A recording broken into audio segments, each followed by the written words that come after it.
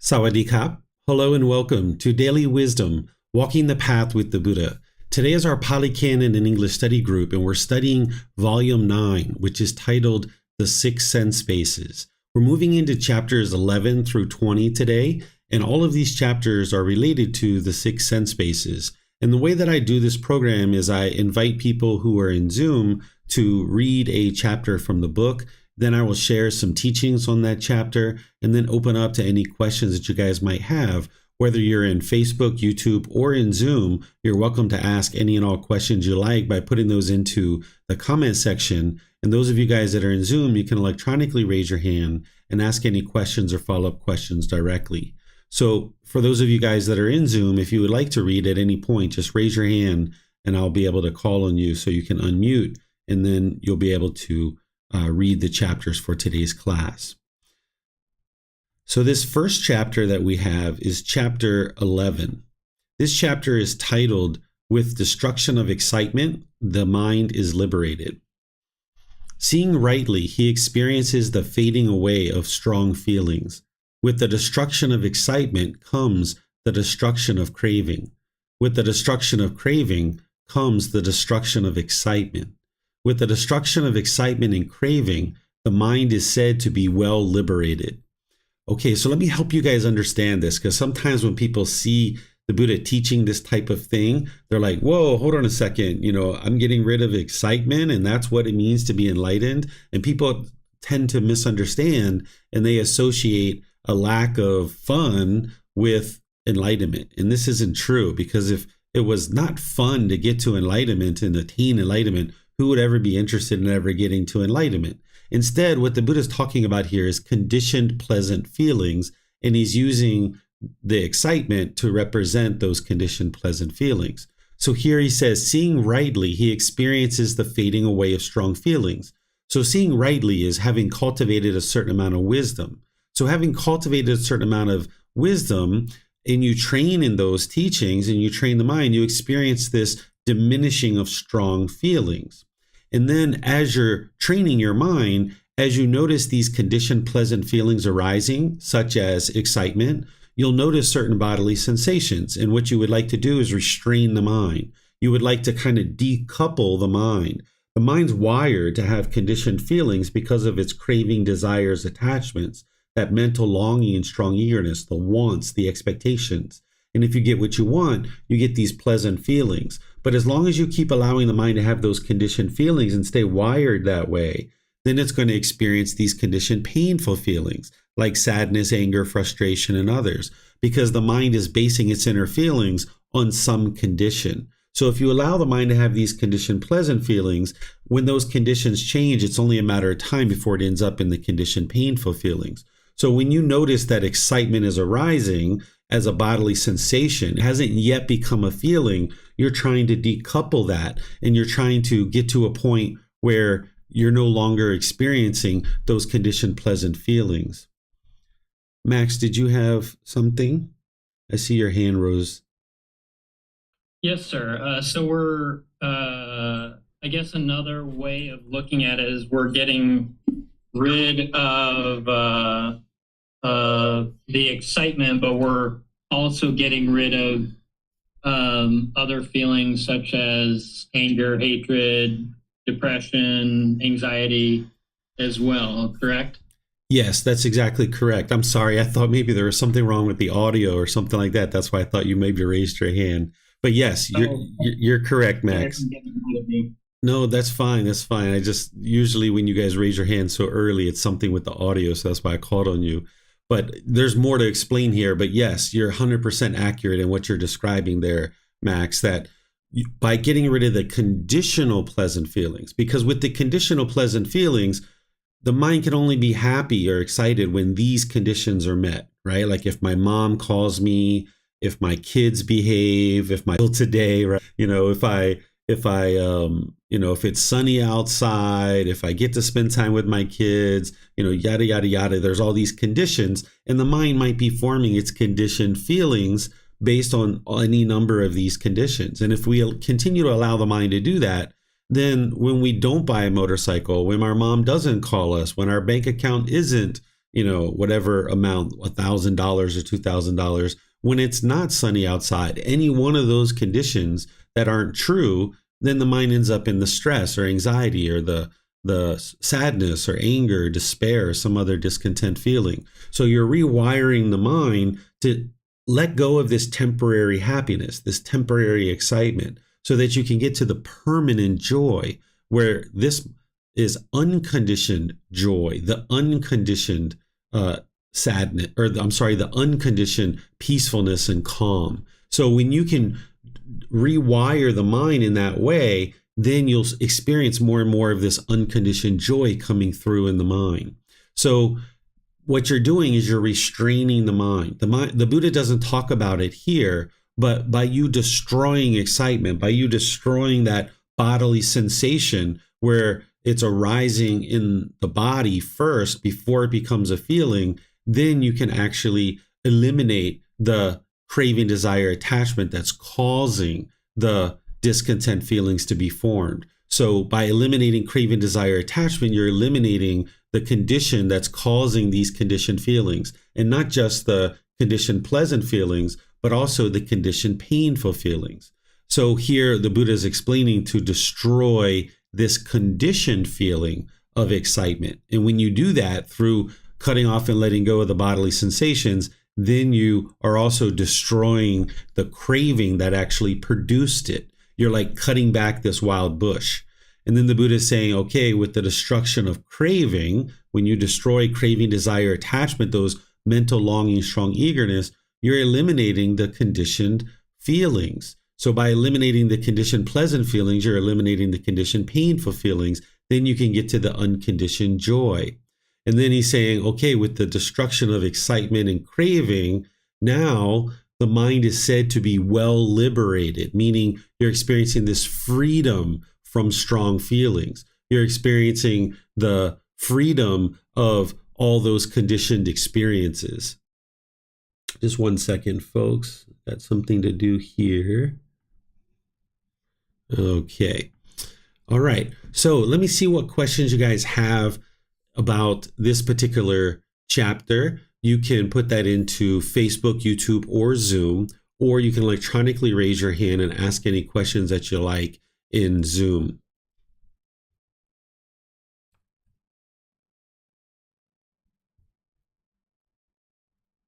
Okay, so it looks like Max got his question answered there. So I'll go ahead and move to the next chapter, which is chapter 12. Here, this one is titled, Craving Desire is the Root of Discontentedness. Whatever discontentedness arose in the past, all that arose rooted in craving desire, with craving desire as its source, with craving desire, for craving desire is the root of discontentedness. Whatever discontentedness will arise in the future, all that will arise rooted in craving desire, with craving desire as its source, for craving desire is the root of discontentedness. Whatever discontentedness arises, all that is rooted in craving desire, has craving desire as its source, for craving desire is the root of discontentedness. So in the Four Noble Truths, the very beginning teaching of the Buddha, in order to establish right view, is discontentedness. The cause of the problem is craving, desire, attachment. The elimination of the problem is to eliminate craving, desire, attachment. And the path forward to completely eliminate discontentedness is the Eightfold Path. You learn that in the Four Noble Truths. So here the Buddha is honing in on it very closely. So you can see that any discontentedness that you've experienced in the past, or anybody else, all the way back to the beginning of time, that any beings existed on the face of this earth or anywhere else, any discontentedness is being caused by craving, desire, attachment. That's what the first thing is saying. Not only your discontentedness is caused by craving, desire, attachment, but everybody else's. When you see people angry or frustrated or having difficulties or so excited or elated or any of these discontent feelings, either in the past, meaning prior to right now, or any past lives or long into the past, any of that is caused by craving, desire, attachment. And then he's saying any discontentedness in the future. So as you experience any discontentedness in the future, or anybody else experiences discontentedness long into the future, to the end of time, that's all being caused by craving, desire, attachment. And then any discontentedness that is being experienced now in the present moment, it's all being caused by craving, desire, attachment. So those pleasant feelings, happiness, excitement, elation, thrill, exhilaration, euphoria, it's all being caused by craving, desire, attachment. The conditioned feelings are being caused by this craving, desire, attachment. Those painful feelings, the sadness, anger, frustration, irritation, annoyance, guilt, shame, fear, stress, anxiety, those are all being caused by craving, desire, attachment. And then any loneliness or boredom or shyness or resentment, jealousy, any of these discontent feelings, it's all being caused by craving, desire, attachment. And this is why you don't need to run out and learn 50 or 100 different meditations, because you don't need one meditation for stress and one for loneliness and one for sadness and one for anxiety, because all of these discontent feelings are being caused by the same underlying thing, which is craving, desire, attachment.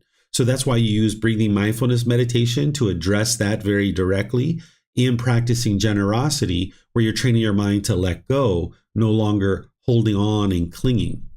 This is how you eliminate craving, desire, attachment, along with all the factors on the Eightfold Path, but real directly, you're using breathing mindfulness meditation and generosity. You don't need to understand 50 or 100 different meditations, because all the discontentedness is being caused by the exact same thing, craving, desire, attachment.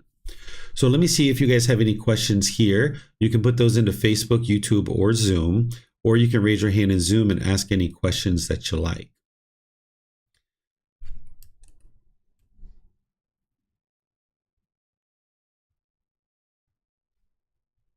All right, I'm not seeing any questions anywhere. So what I'll do then is just move on to the next one, which is chapter 13. And remember, those of you guys in Zoom, you're welcome to read at any point by just raising your hand electronically, and you'll be able to volunteer to read if you guys would like to do that. So this one, chapter 13, is titled, What One Intends, One Has a Tendency Towards. Monks, what one intends and what one desires, and whatever one has an obsession towards, this becomes a basis for the maintenance of consciousness. When there is a basis, there is a support for the establishing of consciousness. When consciousness is established and has come to growth, there is the production of future renewed existence.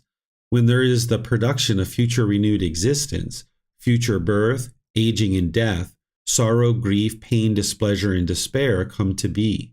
Such is the cause of this whole mass of discontentedness.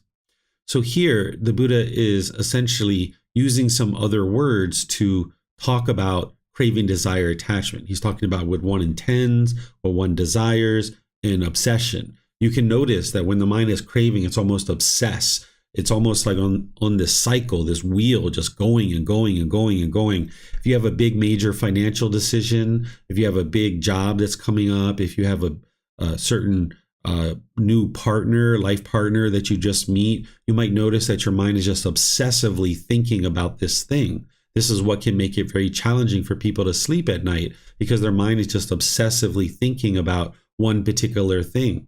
And this is the craving, desire, attachment. It's like being in a cycle.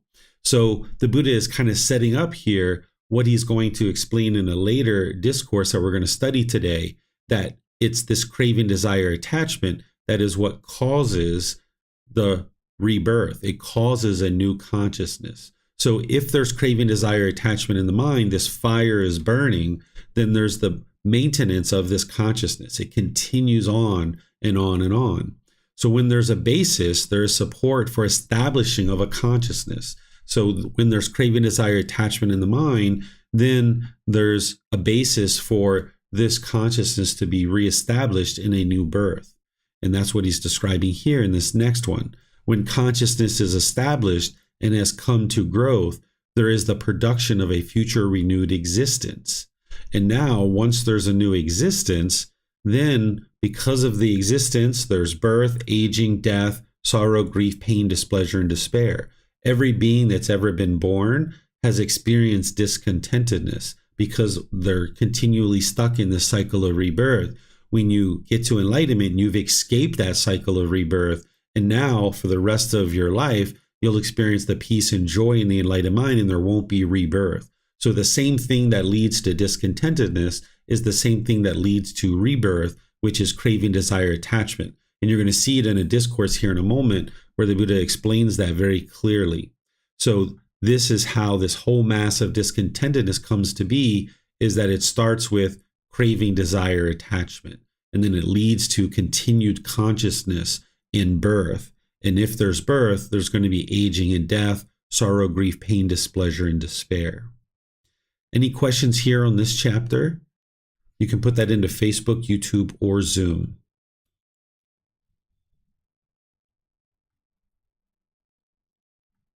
All right, I'm not seeing any questions there. Here's a very short chapter, chapter 14. This one is titled, Do Not Favor Existence, Not Even for the Lasting of a Finger Snap. Monks, just as even a small amount of dung has a foul smell, so, likewise, I do not favor existence even for an insignificant amount of time, not even for the lasting of a finger snap. So here the Buddha is explaining that existence or birth, he doesn't find it desirable, right? Because if you experience birth, then there's going to be aging and death, sorrow, grief, pain, displeasure, and despair. So he's saying that the whole goal of his path is to escape this whole cycle of rebirth. You can gather that through the totality of all his teachings. But here he's saying it very clearly that existence means that, okay, there's this, foul smelling dung, which is feces. And he's saying, just like that small amount of dung is foul smelling, existence, even for an insignificant amount of time, is not desirable. It's not favorable. It's something that an individual should be interested to escape, because as long as you're in this cycle of rebirth and in existence, there's going to be that aging, death, sorrow, grief, pain, displeasure, and despair.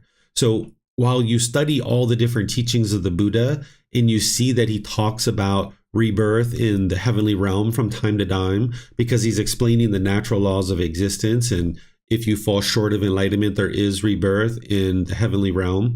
That's not the ultimate goal of these teachings. And you can see that here, that in the heavenly realm, that is still existence. So he doesn't favor existence because he knows any kind of existence means there is discontentedness. So you can keep that in mind when you study certain discourses where he's talking about existence in any of the realms. That's not the ultimate goal, even though he's explaining, if you do these types of things, you will be reborn in heaven. Or if you do these types of things, you'll be reborn in the human realm. Or if you do these types of things, you'll be reborn in all the other realms. He's just helping you understand the natural law of Gama and these natural laws of existence of cause and effect. But the ultimate goal is not to have existence.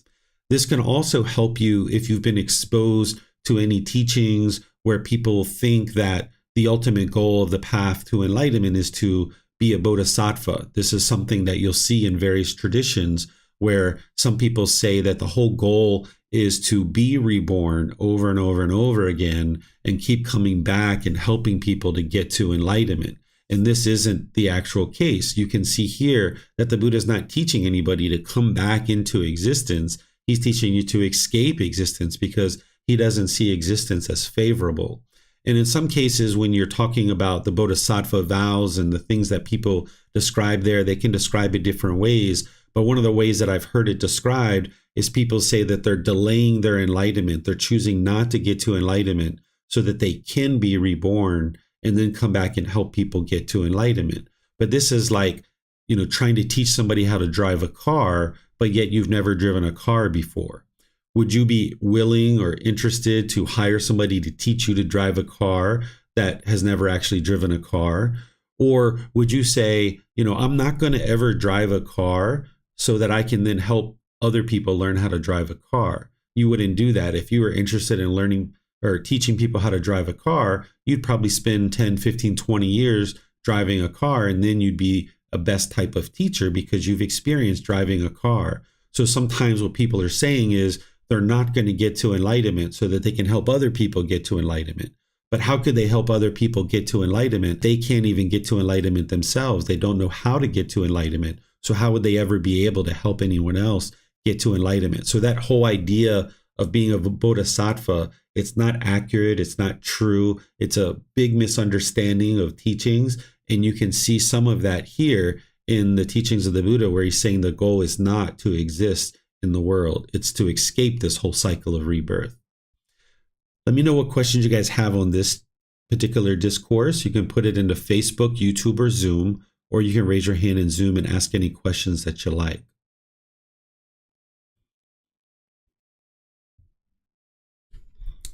Okay, we have a question coming in on YouTube. It says, thank you, Teacher David. I have a question. Is it considered selfish to want to be reborn and help others? My initial thought was I would not like to be reborn. So if somebody's considering to not be reborn, that isn't selfish, right? Because it's kind of like, how do you help somebody get out of the quicksand? Do you jump into the quicksand and try to help them get out?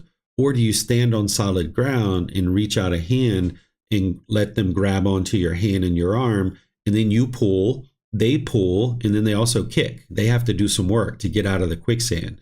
So if you jump into the quicksand, you would be completely useless to this person. So by standing on stable ground, meaning you learn and develop the teachings in your own mind, you cultivate your wisdom. Now you have wisdom to actually be able to help somebody if they are actually going to be interested in help. And this is how you can truly help someone. And that's not selfish, because in my opinion, if somebody stays unenlightened, that's selfish, because now when you're unenlightened, you're going to be causing harm through your intentions, your speech, your actions, your livelihood. You're going to be putting harm out into the world, and other people are going to have to deal with this harm. And of course, you're going to have to deal with the results of that harm coming back to you as well. But to me, to stay unenlightened is very selfish, because you're unwilling to do the work that you need to do in order to stop causing harm to others.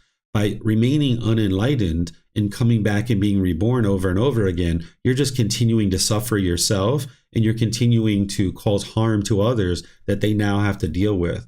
The most unselfish thing you could do is decide that you're going to do the work. You're going to put in the time, effort, energy, and resources that it takes to move this mind to enlightenment, so that you will stop harming other beings and thus get to enlightenment. And then having done so, you will have cultivated the wisdom to be able to help your life partner, your children, your parents, your siblings, your friends, your coworkers, anybody around you who's interested in understanding a bit of the teachings. You'd be able to now help them as they seek guidance. So to me, that's the most unselfish thing you could do, because you're doing that work on your own, and then you're available if somebody needs the wisdom of how to get to that enlightened mental state themselves. Excellent question. We have a question coming in here from Donnie. Hi, Teacher David. I'm happy to read the next chapter. Perfect, Donnie. That's excellent. Looks like, Francis, you have a question, or maybe you're volunteering to read a chapter.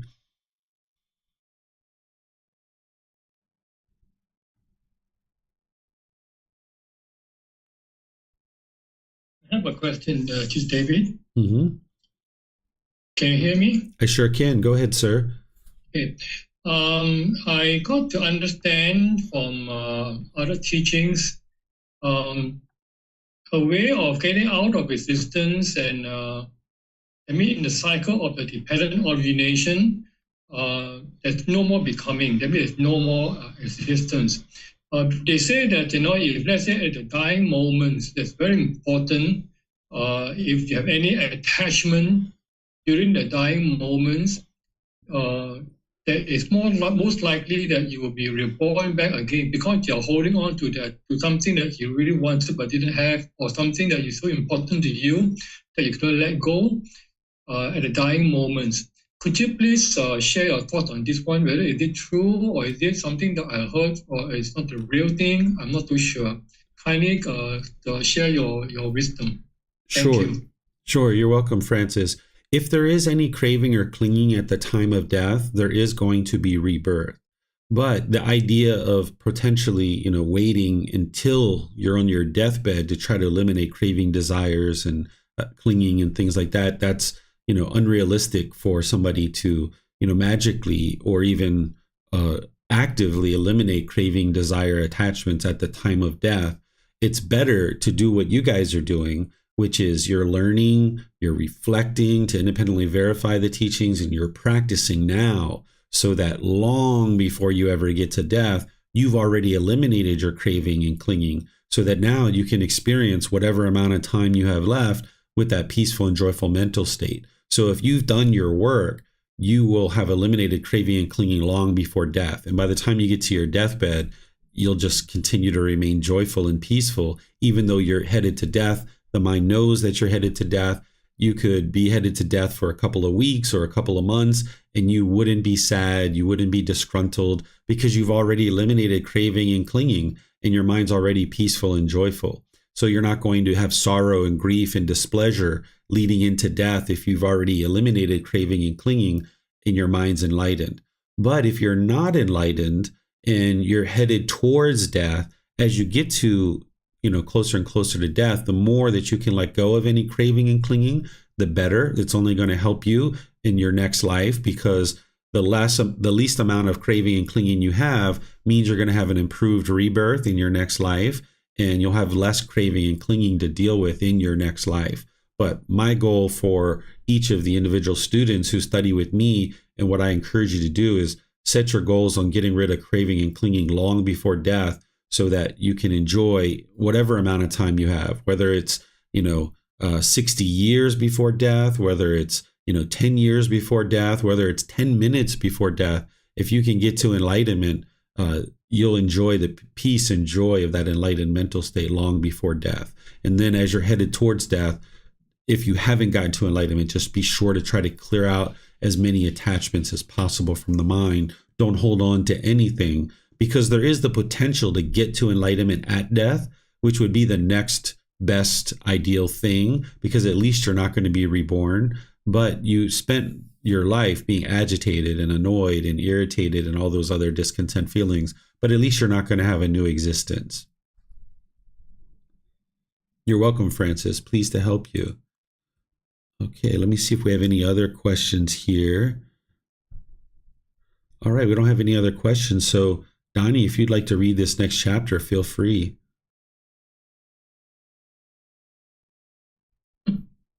Craving is the fuel of rebirth.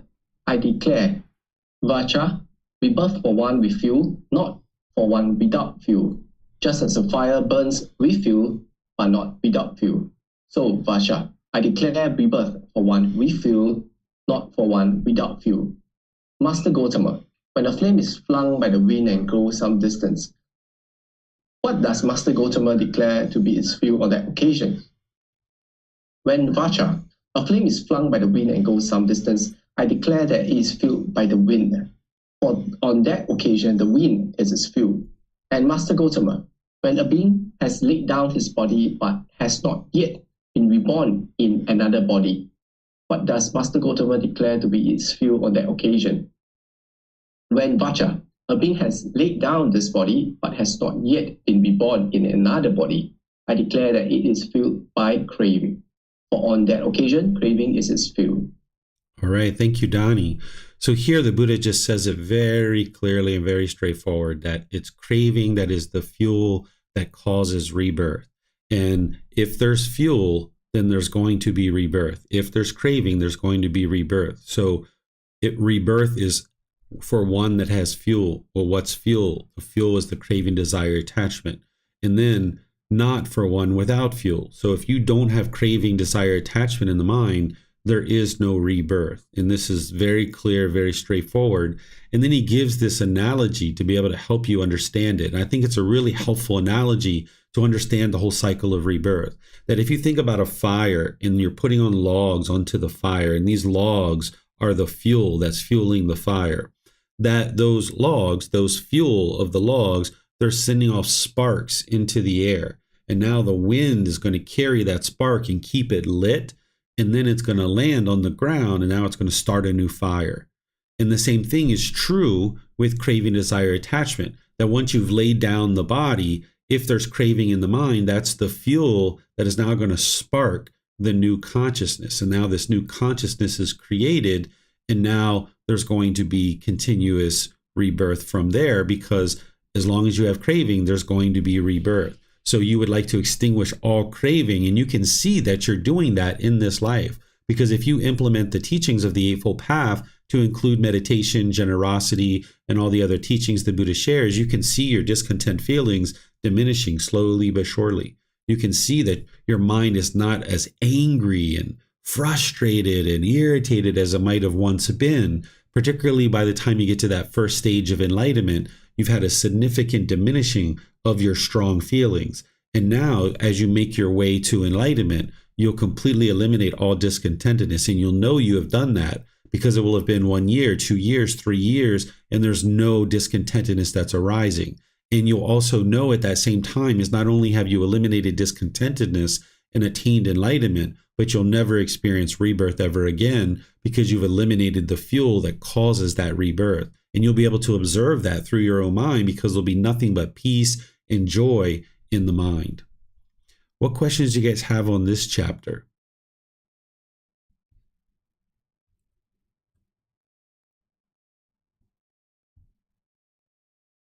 All right, I'm not seeing any questions here. So let's move to the next one. So you guys see there's plenty of words here that you guys can read in these books to help you. So this is chapter 16. And those of you guys in Zoom, you're welcome to volunteer at any point. Just raise your hand electronically and I'll know that you'd like to read. So here the title is, With Gratification, Craving Increases. Suppose, monks, a great bonfire was burning, consuming 10, 20, 30, or 40 loads of wood, and a man would cast dry grass, dry cow dung, and dry wood into it from time to time. Thus, sustained by that material, fueled by it, that great bonfire would burn for a very long time. So too, when one lives reflecting on gratification and things that can be clung to, craving increases. With craving as condition, clinging comes to be. With clinging as condition exists food and houses and all kinds of amazing things. You had all these resources available to you, and you took pleasure in all these different things. Well, now when you have less resources, if you sit there and you kind of feed on that, and you kind of feed the mind about all these pleasant things that you once had, you're feeding the mind that gratification, and now the craving for those things can grow, right? Or let's just use another example. At one time, I was getting rid of coffee as part of my practice because I knew that the caffeine wasn't good for the mind. So as I was letting go of coffee, if you allow the mind to take gratification in like, oh, that milky flavor, that sugary flavor, oh, the smell and aroma of the espresso or the cappuccino or whatever, or the sound of that machine in the coffee shop, and you just kind of like reminisce in the mind about those gratifying things, now the craving for those things will increase. And you can use example after example, whether you used to use drugs and alcohol, and maybe you think back to all those, different times where you were with your buddies or with your girlfriends or boyfriends, hanging out, drinking alcohol, laughing it up, and all kinds of hilarious things occurring. If you feed the mind that gratification and continue to stay clinging to it, it's just going to allow the craving to continue to increase. So when you're noticing these thoughts coming up from the past, where these are things that you're choosing to let go of, you need to be able to cut that off and let it go. Don't feed the mind this gratification. Don't allow the mind to dwell in those gratifying feelings from the past. Whether you're just walking down the street, whether you're driving a car, whether you're in the shower, and these thoughts come to your mind, all this gratification, you would like to cut it off and let it go, and don't feed the craving, because then the craving is just going to expand and increase, and then you're more likely to pursue those cravings and latch onto them. So you need to get those completely out of the mind. But as your cravings are diminishing, you'll tend to have these thoughts of the past things that you experienced and those gratifying experiences. We tend to remember those gratifying experiences, and we don't tend to remember the heartache and the misery. So if you ever had a boyfriend or girlfriend in the past and you guys had all kinds of wonderful gratification, maybe going out to the movies or dinner or spending time talking and great conversations, maybe you had sexual contact, but also at some point you guys had bitter arguments and disagreements and maybe even throwing things around the house and slamming doors perhaps, or things like this. What the mind tends to do when it's letting go of its craving and clinging, it tends to think about all those wonderful, gratifying things. You don't think about the heartache and the misery. So you need to be able to cut off and let go of the mind feeding that craving by not allowing the mind to dwell in that gratification. And that's what will allow you to fully eliminate the craving and the clinging that the mind's doing. Because if you allow the mind to continue to crave and cling, like what the Buddha is describing here, which is kind of the last part of dependent origination, if you allow the mind to continue to crave and cling, it's going to lead to birth, aging, death, sorrow, grief, pain, displeasure, and despair. So the longer you allow your mind to dwell in that gratification, the cravings just increase. It's harder to get rid of the cravings. It's more challenging to get to enlightenment. And now you have the potential to be reborn if you die with craving in the mind. So you would like to cut out any kind of dwelling in gratification on anything that the mind is dwelling on. Here, the word reflecting is being used, but you can also think about that as dwelling in gratification. Any questions on this particular chapter?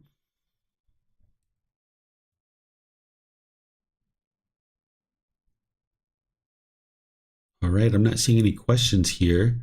So we'll move on to the next one, which is chapter 17. This one is titled, Craving is the Basis for Coming and Going, which is the cause of discontentedness. Looks like Donnie would like to read this one. Go ahead, sir. Monks, what one intends and what one desires, and whatever one has an obsession towards, this becomes a basis for the maintenance of consciousness. When there is a basis, there's a support for the establishing of consciousness. When consciousness is established and has come to growth, there is impulse. When there is impulse, there is coming and going. When there is coming and going, there is passing away and being reborn. When there's passing away and being reborn, future birth, aging and death, sorrow, grief, pain, displeasure, and despair come to be. Such is the cause of this whole mess of discontentedness. If, monks, one does not intend and one does not desire, but one still has an obsession towards something, this becomes a basis for the maintenance of consciousness. Where there is a basis, there is a support for the establishing of consciousness. When consciousness is established and has come to growth, there is impulse. When there is impulse, there is coming and going.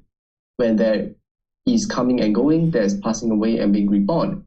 When there is passing away and being reborn, future birth, aging and death, sorrow, grief, pain, displeasure, and despair come to be. Such is the cause of this whole mess of discontentedness. Okay, thank you, Donnie.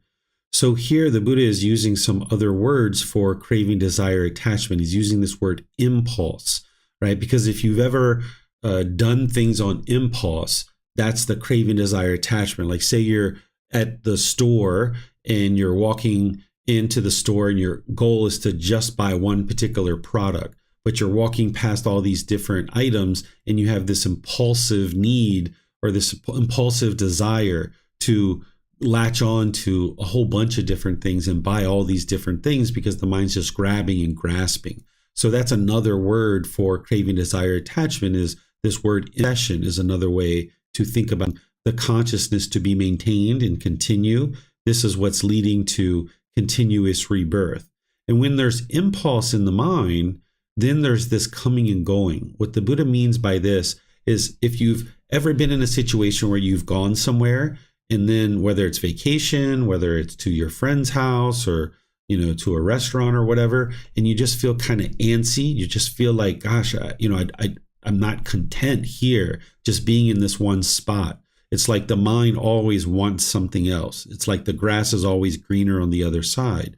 So when there's impulse, when there's craving, desire, attachment in the mind, there's this constant coming and going where you can't be content in the present moment just with whatever happening is happening. You feel like almost you need to always be on the go. If you've been like go, go, go, go, go, go, go, go, go in your life, this is the mind having craving. It's just never content to be restful and relaxed in the present moment. So when you eliminate impulse, when you eliminate craving, desire, attachment, you eliminate this coming and going.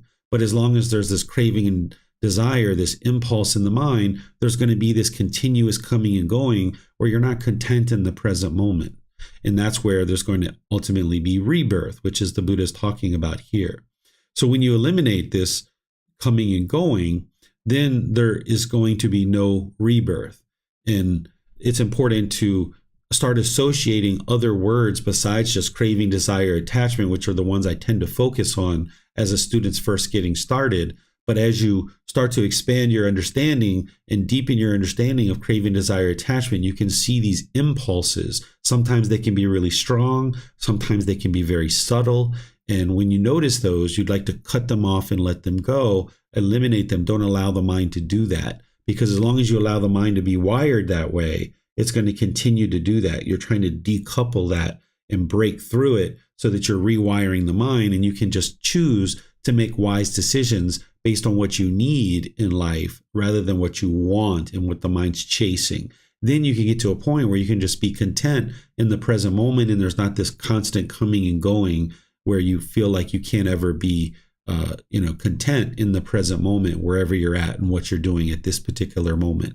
And meditation is helping you to do this, like to be sitting somewhere or lying or standing or doing walking meditation for 30 minutes, 2 or 3 times a day. You get really used to just being content in the present moment, that all you do is just focus on the breath, and you can be content and peaceful in that moment. So now when you go outside and you see the sunshine, the rain, the wind's blowing, the birds are chirping, or maybe walking down the street with your family or something like this. Wow, this is so wonderful, right? If you can train your mind to be peaceful and joyful, just focused on the breath, and that's it. And you don't need anything else. When you're out there actually doing stuff with your family and with other people, it's like, wow, this is all just a bonus, because you've gotten to the point where you're just completely peaceful and content and calm and joyful in the present moment, focused on the breath. So out now, all these other things that you do in your life, whether it's going to work, whether it's staying at home with your family, going to the movies, going to the mall, going out to a restaurant with your family, wow, this is just all a bonus. So you can get to that point where you don't feel like you have to constantly be coming and going. You can be content in the present moment. So let me know what questions you guys have here. Remember, you can put that into Facebook, YouTube, or Zoom, or you can raise your hand in Zoom and ask any questions that you like. So it looks like Francis has a question here. Do you have any teaching on walking meditation? Yes, I teach this in the various courses and retreats that I teach, and I've done a video on it. If you go to our YouTube channel and you type walking meditation in the search for our YouTube channel, it should be the first video that comes up. I'm going to be teaching a course and a retreat coming up in January that I'm going to be doing here in Chiang Mai, but I'm live streaming these. I'm teaching courses all the time here in Chiang Mai, usually 1 or 2 weeks per month. I'm teaching a 5-day course or a retreat. Some people might call it a retreat. I'm teaching those all the time, every single month. But the ones in January, I'm going to be live streaming. And I've got it set up where I can have a student follow me around with a camera, and I'll be able to teach walking meditation live in January. But in the meantime, you've got the video to watch that you could learn that way as well. And you guys are always welcome to come here and learn in Chiang Mai as well, because at the temple we have courses and different retreats happening all the time here. And you can find all that information on our website at buddhadailywisdom.com. Oh, Max put in the link there for you, Francis. Very kind of you, Max. All right. So I'm not seeing any questions here on this chapter. I'll move on to chapter 18. All right, go ahead, Donnie, if you'd like to read this one. The end of coming and going. For him who clings here is wavering. For him who does not cling, there is no wavering. Having eliminated wavering, there is calm. come being present, there is no bending. Having eliminated bending, there is no coming and going to birth. Having eliminated coming and going, there is no death and reborn. Having eliminated death and rebirth, there is no here or there, no end to. This indeed is the end of discontentedness. So here, the Buddha is talking about this wavering. What he's talking about here is in your decision making, that when you cling, there's going to be wavering. That you make a decision and you start walking down the road with that decision, but then you're clinging, so you go back to an old decision or revert back to an old decision. So let me give you an example. Say you were in a relationship with a boyfriend or a girlfriend, and you guys decided that you're going to end the relationship, and now you decide to move on. And now as you're moving on, your mind kind of wavers. At one time, you realize it was a wise decision to move on, but now as you're moving on, because the mind is still clinging to that partner, you might try to revert back to that partner and try to get back in with that partner because your mind's still clinging. So your mind is going to waver. The same thing with like when I was getting rid of coffee, or maybe when you're getting rid of alcohol or some other drug, you might have made a wise decision. You start walking forward away from that particular craving or clinging. And then as you make your way down that path to start getting away from that craving or clinging, the mind is still clinging. So your mind wavers, and now you go back to a decision that you once realized was unwise. But because your mind wasn't fully set in its understanding and its decision, and it still has clinging, you're kind of holding on to that decision from the past, and now you revert back to it.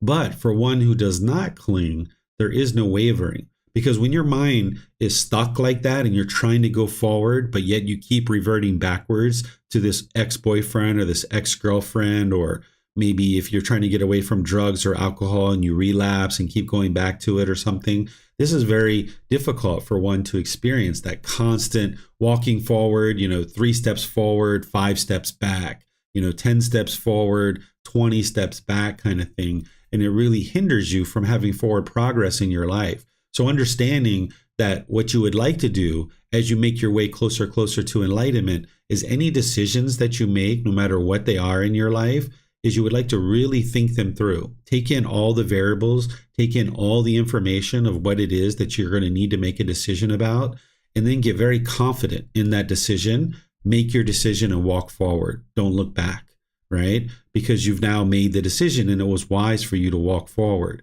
If you're in the process of making this decision and you're collecting up information and you need to talk to your Buddhist teacher and get help, you can share with me, hey, I've got this major decision.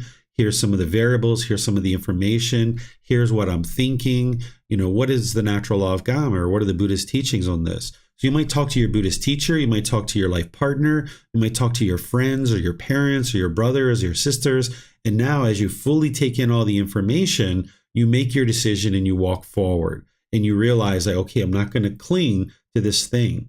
But now as you're walking forward, if you receive new information that's going to update your decision, because there can be impermanence. As you make your decision, you maybe have collected up that information, you've made your decision, you're walking forward, maybe you're a couple of weeks or a couple of months into that decision, and now you get updated information. So now you don't cling to your decision from the past, you update your decision, and you now improve your decision making. So this is how you ensure you're not wavering, is by eliminating clinging. Because if your mind wavers back and forth, you'll make it very difficult for you to make forward progress in life. So when you eliminate this wavering through eliminating clinging, by eliminating clinging, you eliminate the wavering. So by eliminating the wavering, then the mind can be calm. Because when your mind is wavering, like I mentioned, it's very problematic in the mind. You're just constantly waffling back and forth. The mind can't be calm. When the mind's calm in the present moment, then there's no bending. What the Buddha is talking about here is kind of going opposite of the path to enlightenment. So using that example of drugs and alcohol, if say you're using drugs and alcohol and now you've made a decision to walk forward, and now you're walking forward for 2 or 3 or 4 or 5, 6 months, and now because of the clinging, the mind goes back to the alcohol, right? Because of the clinging, because of the wavering, because of the lack of calmness, there's now bending, that you're no longer practicing the path to enlightenment, and you're not making this clear, direct progress towards the enlightened mental state because of this wavering and because of this clinging. That's what's causing you to now bend and not make this straight direction towards enlightenment. So having eliminated bending, where you're not, going opposite of the path to enlightenment, now there's no coming and going, meaning there isn't this continuous rebirth over and over and over and over again, that you're not going to be experiencing that. And when there's no rebirth, then there isn't this death, there isn't the continuous discontentedness that is experienced. So when you eliminate the clinging, which the Buddha is a master of showing this cause and effect, when you eliminate clinging, then there's no wavering. When you eliminate wavering, then there's this calm in the mind. When there's this calm, then there's this no bending. You're not, bending the path and the guidance that he's providing you. You're not bending around that. You're walking the straight path. When there's no bending, then there's no coming and going, because you would have gotten to enlightenment. There's no more rebirth. So having eliminated rebirth, there's no more death, there's no more rebirth. And then what the Buddha is saying is there's neither here nor there, nor anything between the two, meaning you're just content in the present moment. Because you've eliminated death, you've eliminated rebirth, all there is the present moment. You'll have memories of the past, you'll know that there is a future, but the mind will just be firmly rooted in the present moment. And you're just making decisions in the present moment. And one decision after another leads to continuous improvements in your life, because by the time you've gotten to enlightenment, you've got full wisdom of the path to enlightenment. You no longer experience discontentedness, and every single decision you make is wise, and it leads to wholesome outcomes. You're no longer experiencing any unwholesomeness. And that's why the Buddha says this indeed is the end of discontentedness, because you've now eliminated clinging, which eliminates all these other things that one would be experiencing. Thus, discontentedness is eliminated. So what questions do you guys have on this chapter?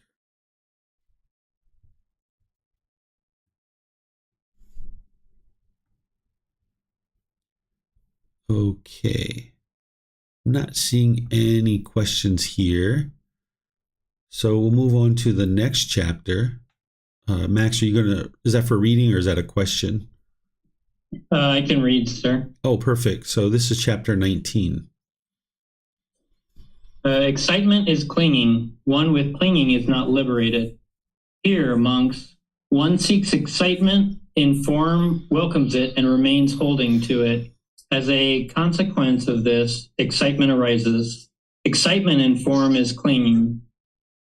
One seeks excitement in feeling, welcomes it, and remains holding to it. As a consequence of this, excitement arises. Excitement in feeling is clinging. One seeks excitement in perception, welcomes it, and remains holding to it. As a consequence of this, excitement arises. Excitement in perception is clinging. One seeks excitement in volitional formations, choices, decisions, welcomes it, and remains holding to it. As a consequence of this, excitement arises.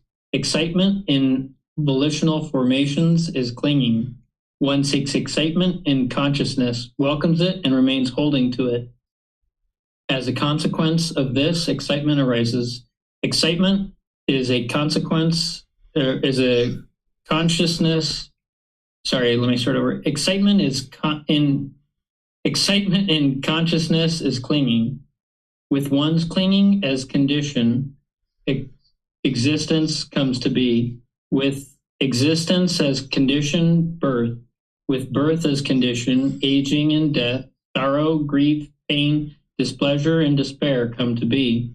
Such is the cause of this whole mass of discontentedness. Okay, thank you, Max. So here the Buddha is talking about clinging to the five aggregates. They're also referred to as collections or elements. These are the things that make a living being a living being. And you would need to know the five aggregates in order to practice the first precept of living compassionately for the welfare of all living beings. But also, you need to know the five aggregates because these are the things that you have here. And if you cling to any of these, then the mind is not yet liberated and you're going to experience discontentedness and rebirth.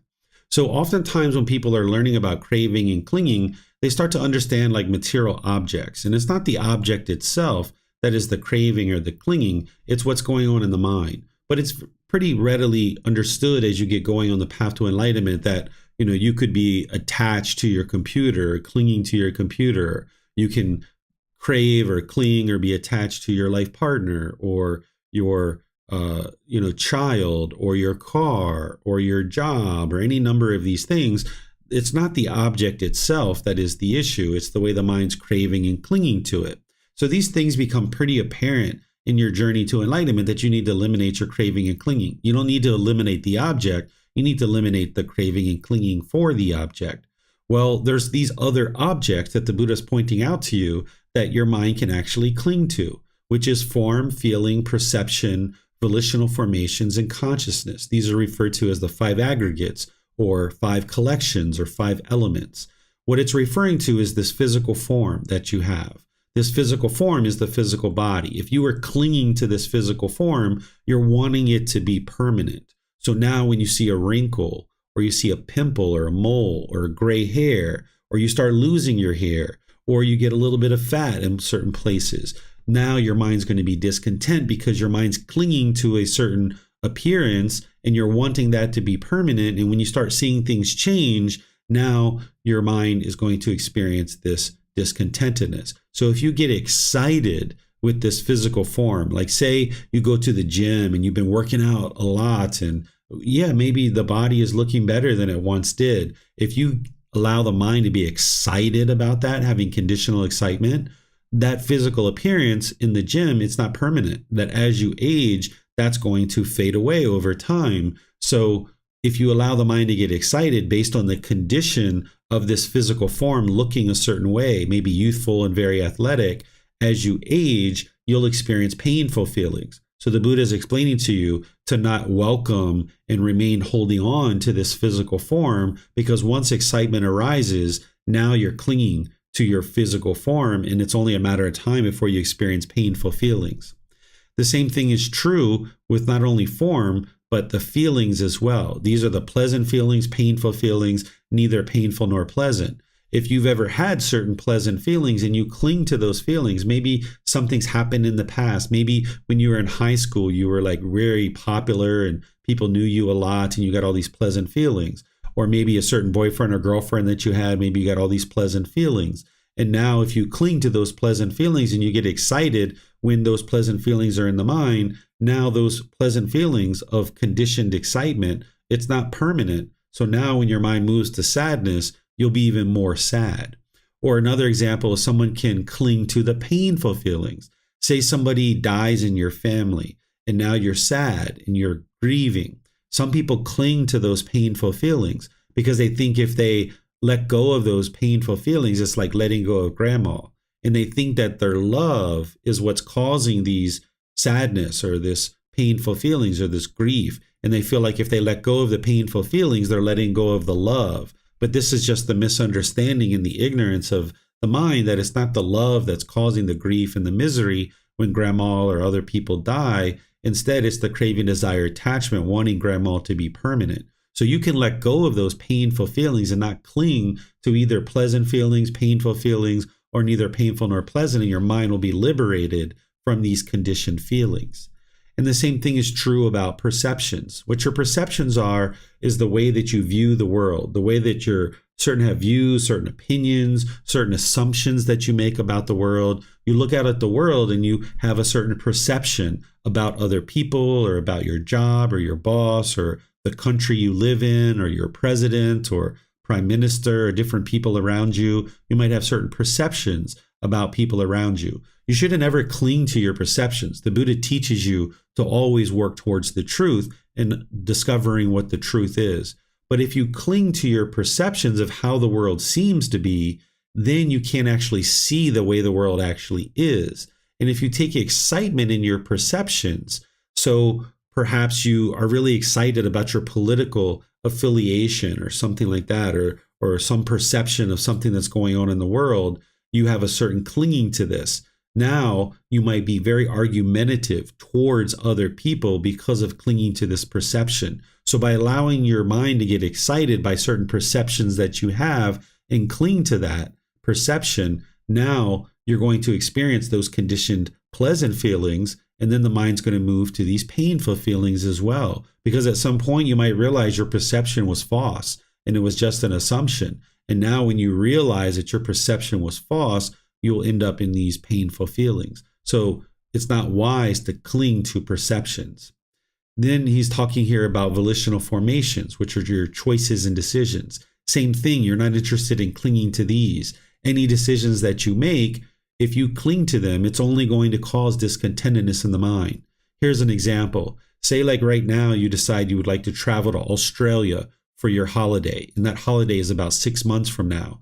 If you're clinging to this decision that you really want to travel to Australia, and now you've put all this time and effort in your planning and developing this trip, and as you get closer and closer and closer, now something like COVID happens, or maybe there's an airline strike or something like this, and you can't travel. You're going to feel very sad because you're not clinging to this choice and decision. You got so excited about going to Australia that now when something happens and the plans change, now you're going to be very sad and feeling miserable because of that. Or if you cling to a certain decision, say you send your child to a certain school and you really get excited about this school that you've sent them to.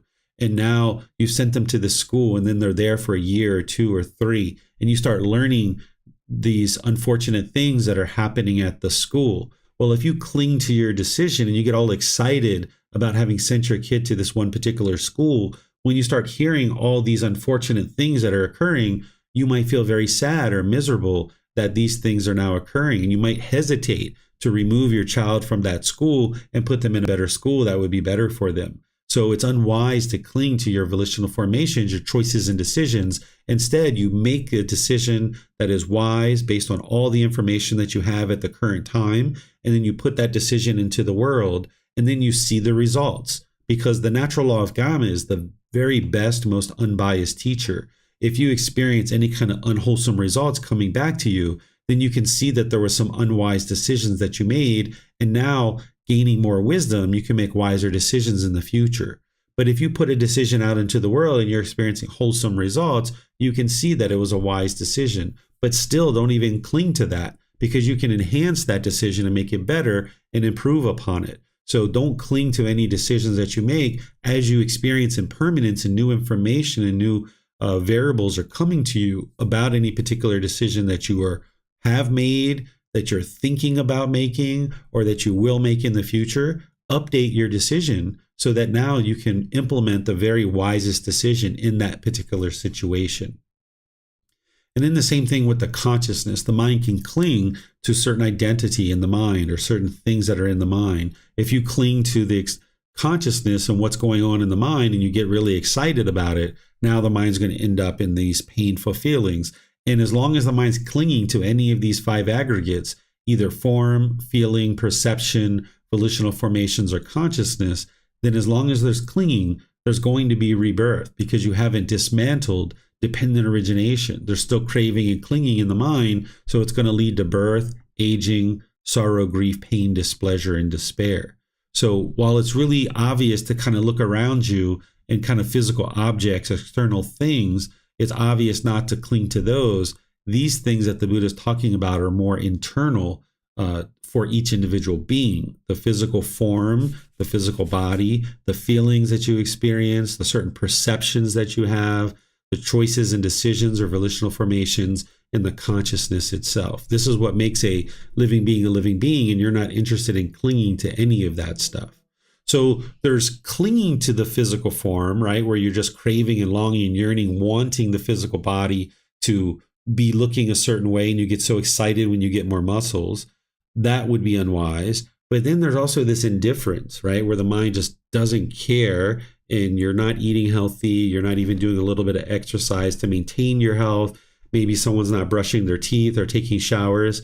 That would be unwise too, to not attend to your personal hygiene. So what you'd like to do is come to this middle way where you understand that there's a certain goal, a certain objective, a certain interest that you would like to maintain the health of this physical body and this physical form, but don't cling to it, and understand that it will age, that it will be subjected to impermanence and it's continuing to deteriorate over time, but you're trying to make wise decisions to maintain this physical body. So you're not interested in living in the craving and clinging, but you're not interested in living in this indifference where you do nothing to take care of the physical body either. And you find this middle way and you walk towards that with every single aspect of your life.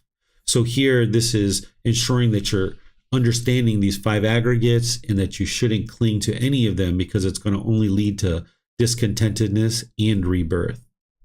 What questions do you guys have on this chapter?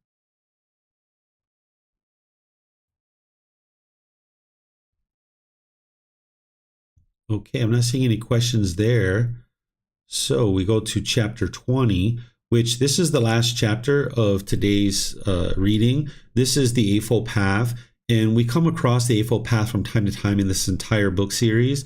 It's volume 1, chapter 5, where I go through in detail what the Eightfold Path is, and I teach it very thoroughly in the group learning programs and the foundational courses, retreats, and things like that. And typically when I get to the Eightfold Path in this book series and the other volumes, I just see if you guys have any questions rather than reading through it and teaching it to you. I just open up to any questions because a student who's studied with me would have already learned in those foundational programs and in the very first volume, the Eightfold Path. And for me to teach this from beginning to end, it takes a good 2.5 hours to teach it. It takes me a good 45 minutes to an hour just to teach right view, and then kind of another hour and a half to teach all the other steps thoroughly in the way that the Buddha taught them. So if you guys have any questions on your Eightfold Path, because you're always looking to dial that in closer and closer, and you're looking to revisit this over time as you're developing your life practice. If you've learned it like in the group learning program or any of the foundational courses and retreats that I teach, you might have learned it there, but you're going to need to revisit it at different times to dial it in closer and closer. So this is one of those opportunities for you to get any questions asked and answered that you would like around the Eightfold Path. You can put that into Facebook, YouTube, or Zoom, or you can electronically raise your hand in Zoom and ask any questions that you like.